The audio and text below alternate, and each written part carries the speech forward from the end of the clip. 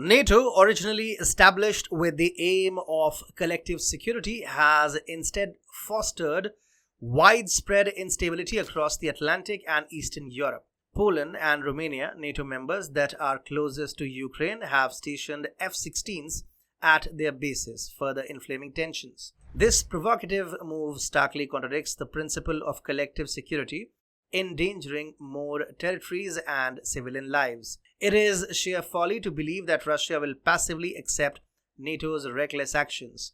By involving additional states in the conflict, NATO is recklessly increasing the ladder of escalation. Russia's inevitable response could obliterate this fragile ladder, inflicting severe damage across Europe. NATO's actions not only escalate the conflict, but also expose their utter disregard for the very principles they claim to uphold, pushing the region towards potential catastrophe.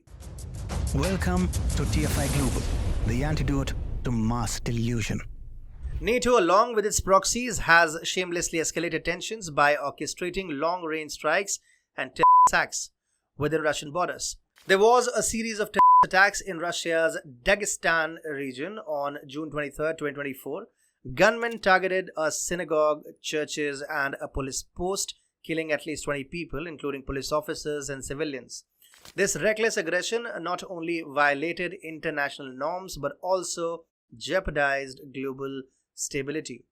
Now, the alliance's eastern member states, including Poland and Romania, are poised to embroil themselves indirectly in this conflict by potentially deploying F-16s at their bases like Poznan and Lask in Poland and Fetesti in Romania, which have a high civilian population.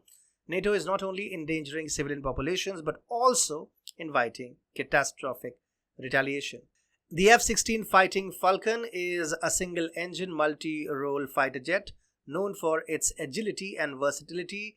It can carry a variety of weapons and can be used for air-to-air combat, bombing, and reconnaissance. The strategic targeting of SAM systems in Crimea underscores NATO's provocative intent, aiming to weaken Russian defenses and clear the path for further military incursions. Such actions, despite repeated warnings from Moscow, escalate the risk of broader conflict. The involvement of nuclear-capable states in these aggressive maneuvers heightens the stakes to an alarming degree.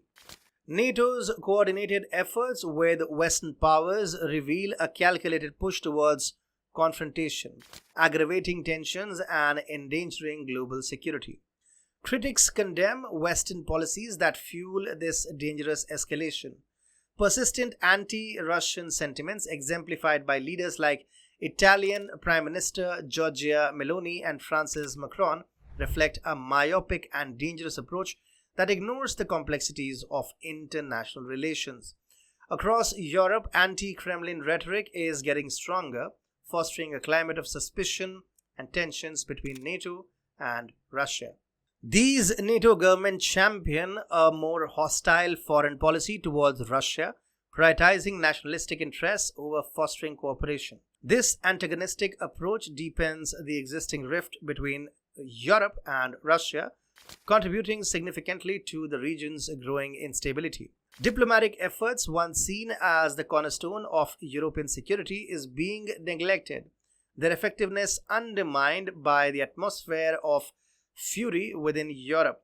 This neglect leaves global stability hanging by a thread, as regional conflicts have the potential to spiral into wider crisis with devastating consequences. NATO's recent actions have further stoked the flames of anxiety.